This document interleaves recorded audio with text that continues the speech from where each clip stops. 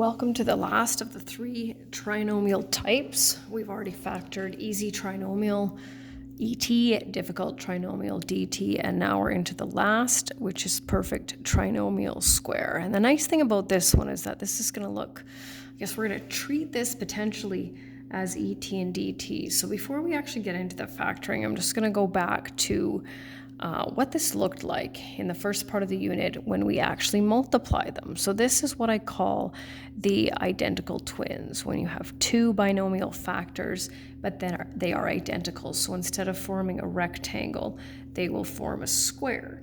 And so we are used to doing these,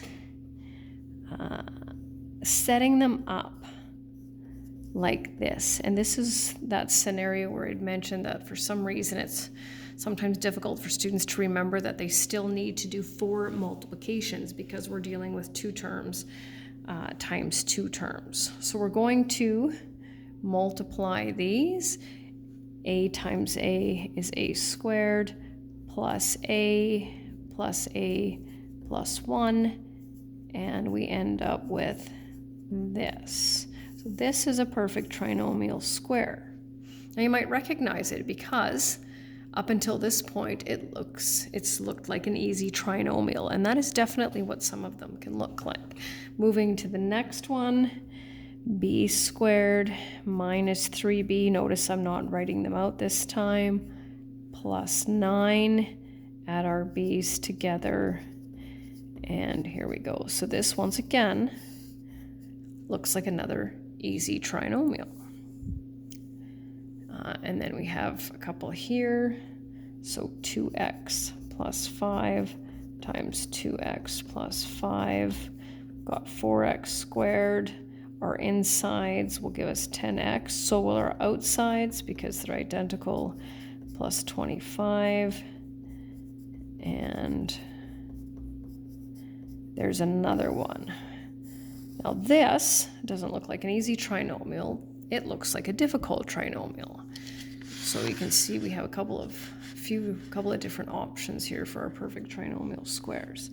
And then this one, n squared minus 24n plus 16. Now you might think, well, where did the 24 come from? Well, we need to do our insides and our outsides. So that's negative 12n minus 12n. I just skipped that spot for that. So what we need to be able to do, and it doesn't need to be recognizable right at the beginning. It's not up until you factor it that you then need to be able to recognize that it's a perfect trinomial square instead of an easy trinomial or a difficult trinomial. So the way that we recognize it is that when we get an answer that is a pair of identical binomial factors. And so I normally refer to those as the identical twins. The trinomial is trickier, so to actually look at a question and recognize it is a little bit of a trickier process. So there are only 2 possible sign patterns that we can have with perfect trinomial squares, and they are either all the signs are positive, all terms are positive, or we have a plus minus plus. That's the only way that we can have a perfect trinomial square. Plus plus minus and plus minus minus have to either be an easy trinomial or a difficult trinomial.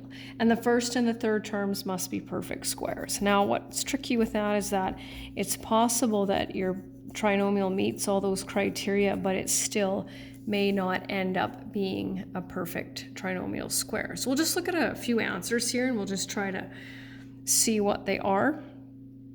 X minus 2 and x plus 7, they're obviously not identical twins, and because we have an x times x, that's going to just be a simple ET. They're not identical, and because we have numerical coefficients here that are greater than 1, difficult trinomial, another difficult trinomial. Now, we have to recognize the fact that they're identical, and it's the fact that they're identical that means that it will be a perfect trinomial square. Moving on. So 2 identical binomials of 5x minus 2, perfect trinomial square, different, and the fact that they're both not m makes that a difficult trinomial. Identical, and of course a simple, easy trinomial. So we're going to look at this here. So for example, in this first one,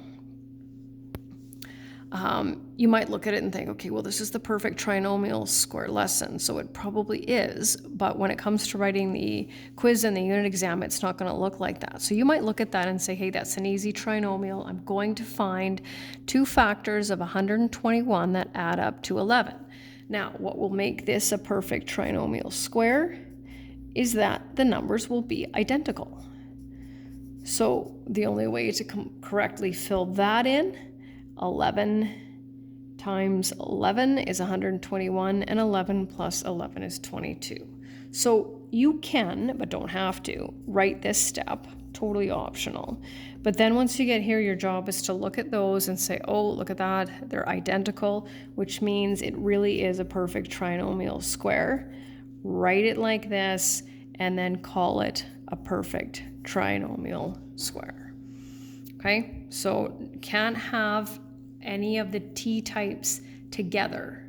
So we're not going to call it ET in a PTS. It's just a perfect trinomial square. How you factor it, it doesn't really matter.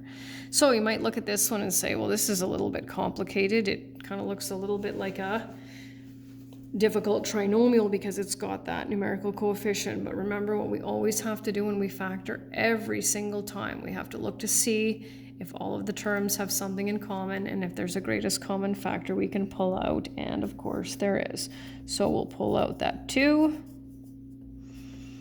right? GCF, just like we did before. And now we have to see, okay, so if I need two numbers, because the numerical coefficient here is 1, two numbers that will multiply to give me 1, add to give me 2, that's 1 and 1, they are identical, therefore it's a PTS. Okay, so here's an example that meets the criteria of a perfect trinomial square, but is not one. So it has 3 terms. It has the plus minus plus, and the first term and the third term are perfect trinomial squares. Are perfect squares, sorry. But if we try to treat it that way, right? If we try to say, okay, hey, look, that's probably what it is. Well, if we multiply these two here and double it, we should get our linear term. But if I take y minus 8, y times negative 8, I get negative 8y, and I double that, I'm going to get negative 16y. That's not what I want. So it is really important to understand, of course, how to factor all types. So this one will be y minus 4, y minus 16, and of course it is an easy trinomial. Bracket there. Okay. Greatest common factor, they all have an n in common, so we'll take that out.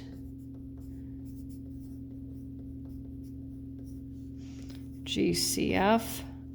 Like I said, it's easy in this lesson to say, okay, it's a perfect trinomial square, right? If you can recognize it as a perfect trinomial square, because this one's a perfect square and so is this, or if you have a hunch, one of the ways you can do it is take the square root of this term, second sign, this is the first one, right, an understood positive, square root of this term, square it, multiply those, double it, and if you get that, then you're good to go, right? Okay, last 4 questions. No GCF here. So you can treat it as a difficult trinomial, right? You can totally do that and try to figure out your factors of 9. Obviously, there's only 2 factors of 1. That is a totally acceptable strategy. We're going to have this here, right? 1 times 1 is the only way to get that. Now, is it 3 times 3 or is it 9 times 1? Well, let's see. We'll do this and we'll check our insides and our outsides. Negative 3n minus 3n is a perfect trinomial square. And here's one with a couple of different variables. We've worked with these before. So I'm going to take the square root of that first term, second sign, square root, 2m times negative 3n is negative 6mn times 2 gives me the one that I want. So that's another perfect trinomial square. I'm going to take out my greatest common factor of 10, 100x squared plus 20x plus 1, right? Definitely check to make sure that it works. Square root, second sign, square root, multiply, double. 10x times 2 is 20x. We're good. And here's what looks like an ET, but is in fact a perfect trinomial square. Two numbers that multiply to give you 81. When added will give you negative 18. So that would be w minus 9 squared. And that is the last lesson in the trinomial types. Thanks for listening.